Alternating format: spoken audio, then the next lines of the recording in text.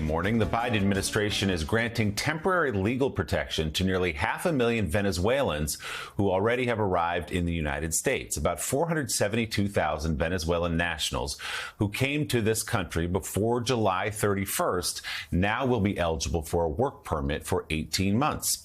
Democratic-controlled states and cities have been putting pressure on the White House to do more about the migrant crisis as their shelter systems are overwhelmed with new arrivals. Meanwhile, officials are reporting a surge in migrant crossings at the southern border, as we were discussing earlier.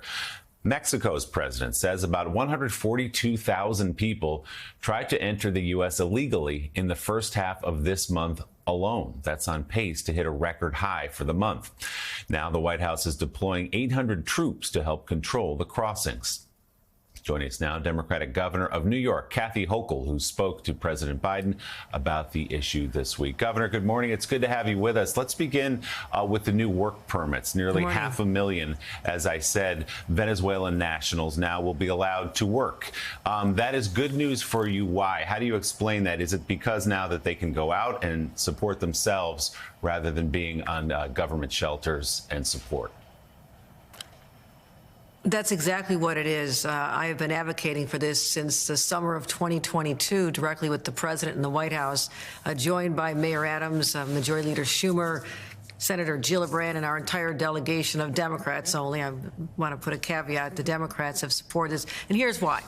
These individuals came here in search of what all of our immigrant parents, grandparents, and great-grandparents came for, and that's a shot at a better life, but it all comes down to whether or not you can work. So we've had this untenable situation where, because of the city's right to shelter agreement, these individuals have been housed at taxpayer cost, but not able to work. So we've been saying, put them to work. We have a crisis right now, a worker shortage crisis in the state of New York.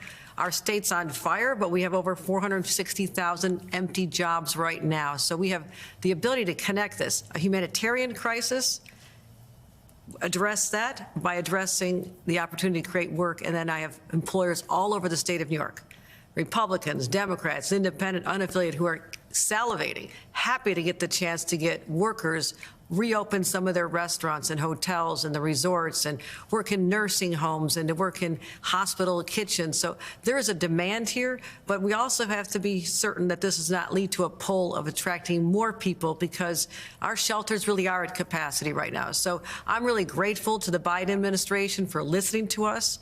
They want to be partners, but what's missing in this equation are Republicans who will get back to Washington, stop talking about shutting down the government, roll up their sleeves and work with the Biden administration for a comprehensive immigration policy that starts at the border, is common sense, and will do this in a more orderly fashion. But this is a very good news dynamic for us this week. We are waiting for this, we are hopeful for this, and the president told me this week it would happen. And we should say again, to underline your point, you have to have arrived before July 31st if you are a Venezuelan national. So again, They don't want this to be an invitation for more people to come because of it. You touched on this a bit, Governor. We saw some numbers on the screen while you were talking, but you are in the state of New York and in the city of New York at a crisis point, a breaking point. And we have heard the frustration from New York City Mayor Eric Adams, at President Biden himself, at this administration, at you oftentimes, because he wants to move some of those migrants upstate. How do you describe the depth of the crisis in New York and in other places across the country?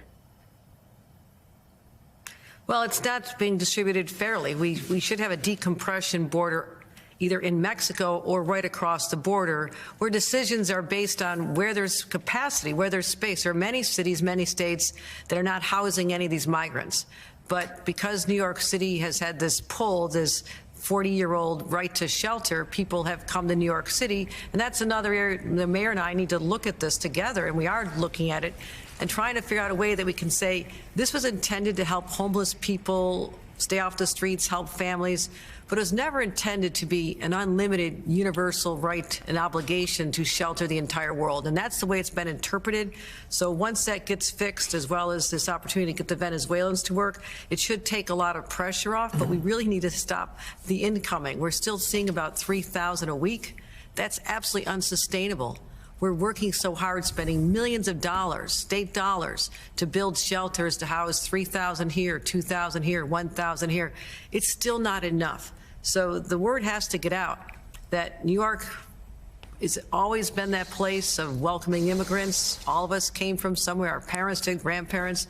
But there is a limit to who we can house at this time, and we need the rest of the country to step up. But most importantly, it starts at the border with enforcement, and it also has to start in Washington with common sense immigration reform, which I know we're capable of, because as a young attorney for Senator Moynihan back in 1986, I worked on the last major immigration reform, and it was a bipartisan compromise. And that's the last time we really saw statesmanship in Washington, and that's what I'm calling for now. Governor Donny Deutsch, nice to talk to you. We were talking in the earlier hour that the real hot button issue that the Democrats are going to face, that Biden's going to face, and you're going to face when you come up for re-election, is this migrant issue. And it is at a crisis point, what Willie said. And it does not feel like anything is getting done. It feels like it's getting worse. So what are you going to do, you specifically as the governor of the state, to help this problem? Because this is something that is going to really, really affect the Democrats. I feel something palpable in New York. I feel fear. I've never felt it before. I hear it from everybody. What are you going to do? Well, I feel the same thing. I see it and hear it. I was on the subways just 2 days ago. People are talking about this. But there is an answer to this. As I mentioned, it's twofold. One is more enforcement at the border, because people are coming here illegally, and even just saying they're here seeking asylum without any real basis for that, it'll take 5 to 7 years to determine whether or not someone is here legally through asylum.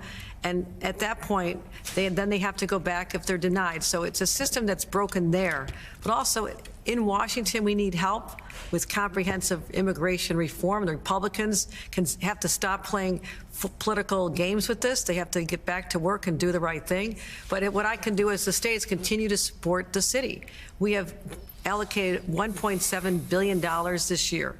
And we're also using that to track the individuals who've arrived, know who they are, try to help them go elsewhere if they can, try to get the Venezuelans into the jobs if they're eligible. So I've stood up an entire whole of government approach to start really managing this and saying there's jobs in this community, employers want them here, let's pair up the skills, and that's what we're working on right now. So I agree with you. I think this is a political vulnerability, but it doesn't have to be.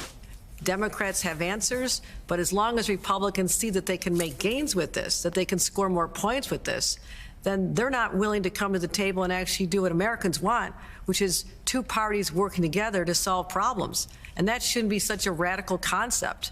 And so that's what we're facing now, is this gridlock that is driven by the Republicans, who are enjoying this spectacle, who have no intention of helping solve it. So this lies on their feet as well. Governor, as you know better than most, there are several elements of the migrant issue affecting New York State and New York's communities, as well as other states and other small communities.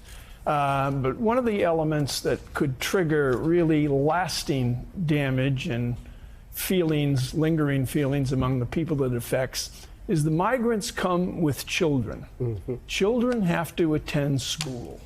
They are put into school systems and sometimes sit in classrooms that are already overcrowded, and they take their problems home to their parents, telling about overcrowded classes and not getting enough attention from teachers. What, if anything, can be done about that very real, live issue?